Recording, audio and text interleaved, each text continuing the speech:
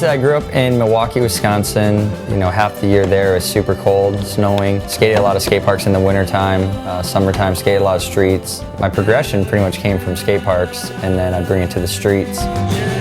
If I grew up out here, there's so many skate parks around in this area. I'd have the luxury of pretty much going everywhere. Back home, you know, I skated a lot of bowls, I skated a lot of mini ramp, skated a lot of like skate park obstacles, so it was a lot different.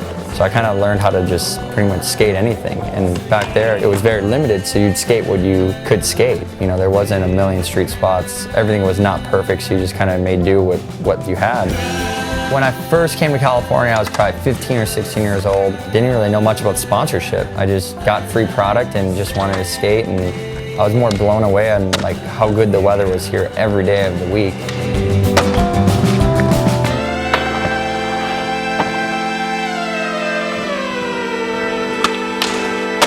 You know, nothing's really changed throughout the years other than progressing my skating and doing new tricks and throwing myself down bigger and harder stuff to skate pretty much.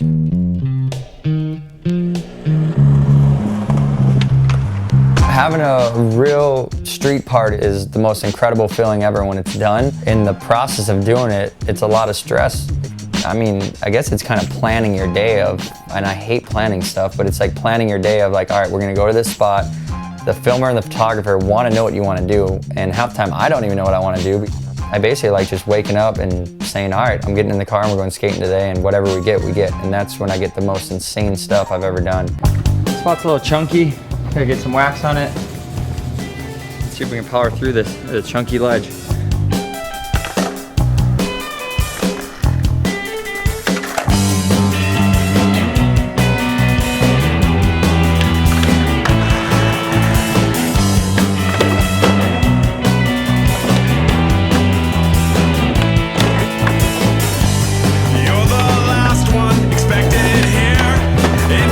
That's how skateboarding is. You just kind of go with the flow and it's what you're feeling. Some days you wake up and you can stretch and you skate horrible and you don't even know where your board is.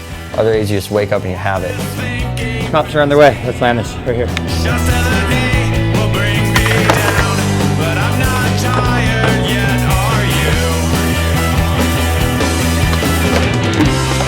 Just roll away right here. Just roll away, roll away. Here we go.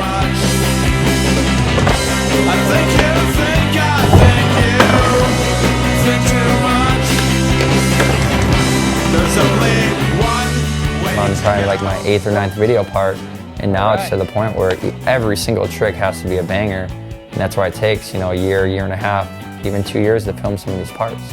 So the beauty of being a professional skateboarder is awesome because you get to design signature stuff with these huge brands and design stuff that best fits your style and stuff that you think you know, people will feel. And when it comes down to like designing shoes, like I like a low profile sole, like a vulcanized sole, and I like suede shoes. When it comes to my board, you know, like I like an 8 1/4, I like this certain mold.